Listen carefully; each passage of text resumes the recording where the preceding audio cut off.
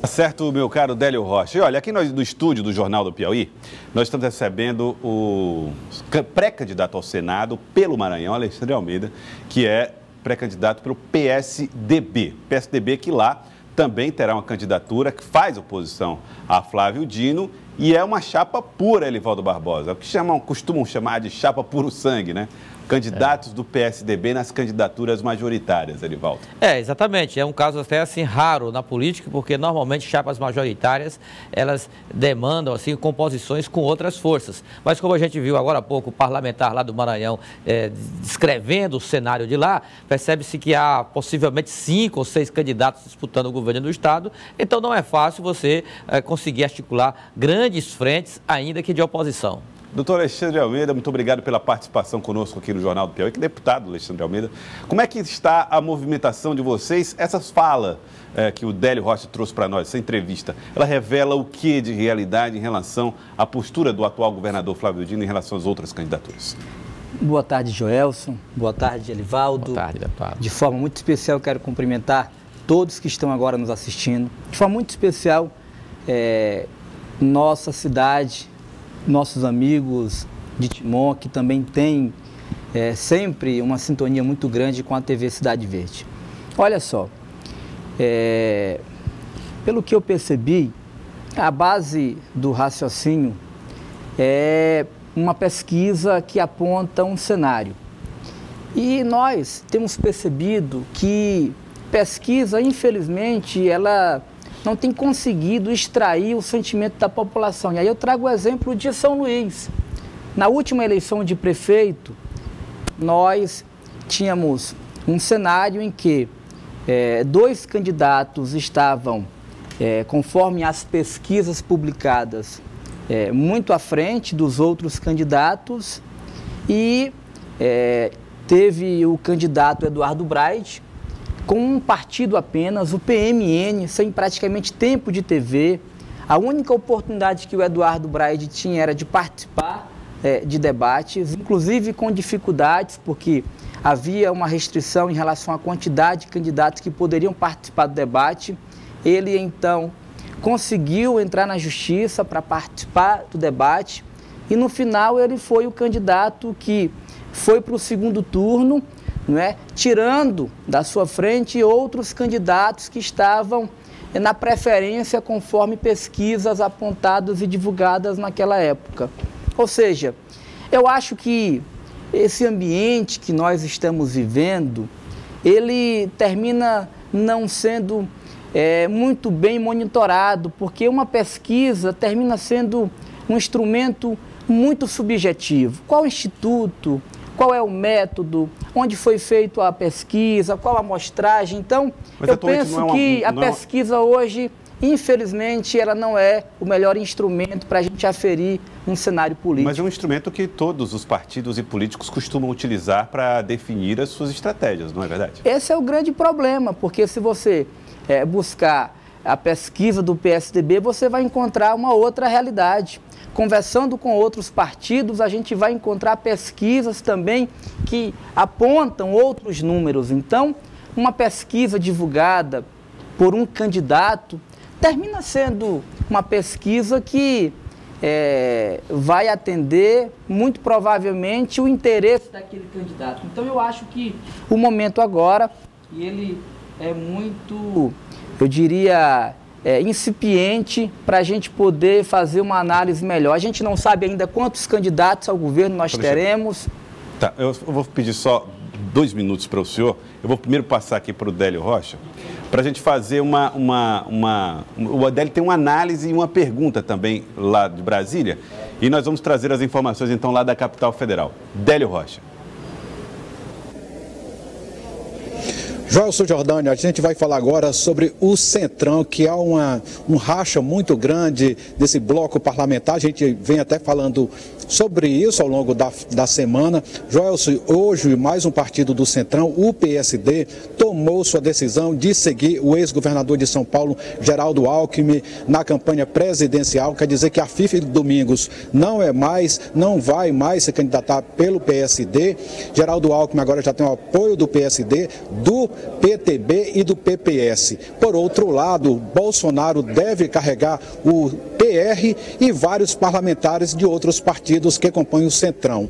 E o ex-ministro Ciro Gomes está muito próximo de fechar uma aliança com o DEM e com progressistas, inclusive com o aval do senador piauiense Ciro Nogueira, que vem trabalhando muito para essa aliança. Agora, o curioso é que tem outros partidos que não fazem parte do Centrão, vêm tentando atrapalhar essa aliança de Ciro Gomes com o DEM e com progressistas. O PT não quer de jeito nenhum essa aliança. Lideranças do Partido dos Trabalhadores conversou com lideranças do PP para que isso não aconteça, e o presidente Michel Temer, do MDB, tem conversado com lideranças do DEM e do Progressistas, dizendo que prefere qualquer outro candidato à presidência da República, desde que não seja Ciro Gomes. Portanto, Joelson, o blocão aqui rachado, né, o Centrão, e muitas brigas, muitas indefinições entre os partidos que compõem esse bloco parlamentar, Joelson.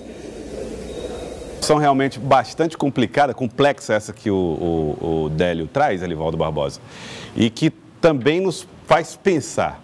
O Centrão tem dificuldade de encontrar um candidato. Elivaldo, eu lhe pergunto, qual é a chance do Centrão oferecer peso e decisivo numa eleição majoritária para a presidência? Tem soma, inclusive, Joelson, soma no palanque eletrônico, né? Tempo de TV. São partidos que têm a sua robustez pela representação, pelas bancadas que tem, sobretudo na Câmara Federal, que é onde conta o tempo de TV, fundo partidário. Então, democratas, o PSD, o PRB, o Progressistas, são legendas importantes nesse contexto. Então, não podem ser desprezadas. O difícil aí, a meu ver, e a realidade tem demonstrado, é exatamente se encontrar um meio termo, ou seja, algo que possa uni-los. E está difícil, porque se de um lado tem o presidenciável Geraldo Alckmin, do outro tem Jair Bolsonaro, que também namora com um setor e outro, e tem também o Ciro Gomes, que busca também o apoio de parte do Centrão. Então eu acho que desses pré-candidatos, aquele que apresentar uma maior viabilidade política, Joelson, seguramente será aquele que terá o maior apoio, o apoio mais denso dessas siglas que hoje gravitam em torno desse bloco denominado Centrão. Agora, fica até uma questão em relação ao Maranhão, o estado do Maranhão. No Maranhão, vocês pretendem... Desculpa, mas ainda falando sobre análise, é porque eu lembrei agora, Elivaldo, do cenário de São Paulo. João Dória, ele não tinha 2% Verdade. de intenção de votos. Uhum. Pois bem, Então vamos. O resultado é que João Dória ganhou a eleição no primeiro turno em São Paulo. Então, a minha crítica é que a gente não pode ter a pesquisa como instrumento de análise nesse momento, pois a eleição não aconteceu, o processo não se iniciou. Nós ainda não temos a oportunidade de conhecer os candidatos, as suas propostas. Então, eu penso que nós precisamos aguardar o programa eleitoral se iniciar para a gente poder conhecer os candidatos e as suas propostas. Tá certo. E no caso da sucessão presidencial, PSDB, vocês têm chapa pura, obviamente tem Geraldo Alckmin como pré-candidato à presidência da República, ou existe a possibilidade de outro entendimento? Olha só, não. O nosso candidato, o candidato do PSDB é o presidente Geraldo Alckmin. Inclusive, ele já conseguiu reunir uma aliança de outros partidos, como o PSD, como o PTB, o PV. E hoje é o candidato que reúne as melhores condições para ter o programa eleitoral com o melhor tempo, para dessa forma ter condição de apresentar suas ideias e suas propostas para o nosso país. Elivaldo Barbosa, questionamentos ao pré-candidato ao Senado, Alexandre? Deputado, o senhor busca uma vaga no Senado Federal. Você olhando ali para o plenário, é uma casa de ex-presidentes, ex-senadores, ou que tem 2, 3 mandatos no Senado, mandato de 8 anos, ex-governadores, políticos de larga experiência. E o senhor vai enfrentar esse ambiente de disputa com a sua juventude, por quê? Olha só, Livaldo, a Lava Jato, bem como todas as operações da Polícia Federal, tem revelado que todo esse dinheiro da corrupção tem servido para, de um lado, enriquecer políticos profissionais e, do outro lado, manter esses políticos profissionais no poder. E o que a gente percebeu é que há uma distância entre o que os congressistas, de fato, eles assumem de compromisso com a população e o que, de fato, eles representam no Congresso. Então, há, de fato, uma falência do sistema político brasileiro. É por isso que todos nós estamos frustrados com a política. E dentro desse ambiente, nós entendemos que nós precisamos ter uma atitude no sentido de poder, então, abrir uma porta, abrir um caminho para uma nova política. Uma nova política que possa nos colocar não apenas como eleitor, mas também como ativista. E é dentro desse conceito que eu estou, então, nesse desafio. Aceitei o convite do PSDB para ser candidato ao senador, no sentido de entregar ao Maranhão um caminho novo para que a gente possa, então, ter um senador novo e, dessa forma, mudar as práticas políticas em nosso estado. Bom, o senhor é o candidato mais novo ao Senado no Brasil, tem 34 anos. Isso implica em desafio diferente? Sim, isso tem um sentido, isso tem um significado. Eu não quero mais ouvir que a juventude é o futuro desse país. Eu estou cansado de ouvir essa frase. O futuro é hoje. E o nosso desafio é chegar ao Senado e dar protagonismo à juventude, no sentido de buscar a execução de políticas públicas, de esporte, de lazer, de cultura, mas sobretudo de geração de emprego e renda, para que a gente possa então dar à nossa juventude uma nova realidade. O que está acontecendo hoje com o jovem?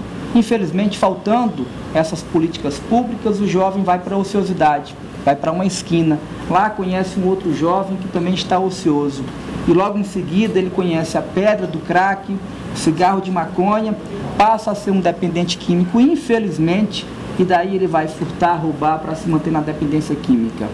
Então, o nosso desafio é mudar essa história, é abrir uma porta para uma vida nova para a nossa juventude, pois o que está faltando são essas políticas públicas que possam, de fato, estar dando uma vida melhor, não apenas para a juventude, mas, sobretudo, para toda a população. E aí é natural que o compromisso que nós temos com a juventude, nós estamos também tendo com as famílias maranhenses. Então, eu quero chegar ao Senado Federal tendo esse compromisso com as famílias maranhenses, no sentido da gente poder, então, praticar uma política diferente, comprometida com os interesses da população e, dessa forma, melhorar a vida a partir de um trabalho, por exemplo. Como nós temos aqui uma relação muito forte com o leste maranhense, é inadmissível nós termos uma excelente localização geográfica. Nós temos, então, uma ferrovia, nós temos uma rodovia, nós temos, inclusive, um aeroporto, e nós não temos nenhuma indústria, praticamente, dentro, né, dessa localização geográfica e dentro dessa realidade privilegiada a partir dos modais que nós temos, né, de logística. Então, eu defendo, por exemplo, que a gente possa, para essa nossa região do leste maranhense, ter um porto seco, que é um terminal alfandegário que vai ter condição de se transformar em um grande mercado distribuidor de produtos, tanto importados como do que nós podemos, então, beneficiar a partir das riquezas naturais que nós temos para exportar. Eu vou dar aqui um exemplo concreto sobre o Maranhão que nós temos de oportunidades. Eu tenho viajado muito e, por isso, tenho conhecido a realidade, olhando e sentindo ela no dia a dia. O Brasil tem aproximadamente 400 municípios com a população abaixo da linha da pobreza. Mais de 100 municípios desse grupo de 400 estão no estado do Maranhão. E um desses municípios chama-se Godofredo Viana, lá no Alto Turi, já perto do Pará. Uma cidade que, repito, está no grupo das cidades com a população abaixo da linha de pobreza. E por dia, sai de Godofredo Viana 14 quilos de ouro. E a população vivendo na dificuldade financeira. É essa mudança de postura que nós queremos imprimir chegando no Senado Federal. E eu queria agradecê-lo, pré-candidato Alexandre Almeida, muito obrigado pela participação conosco aqui no Jornal do Piauí, obrigado por ter vindo. Eu até achei que foi muito rápido, mas eu agradeço essa oportunidade, eu sei o quanto o tempo na TV é muito valioso, mas eu quero ratificar essa nossa disposição, quero dizer que eu estou muito otimista, muito motivado. Nós iremos, de fato, fazer uma campanha comprometido com a nova política brasileira. Não podemos apenas, por exemplo, achar que votar é a solução. Nós precisamos votar, mas temos que também cobrar, fiscalizar quem nós elegemos. Então, é dentro desse novo momento da política brasileira que eu aqui quero dizer que nós temos, sim, condição de mudar essa história. Muito obrigado.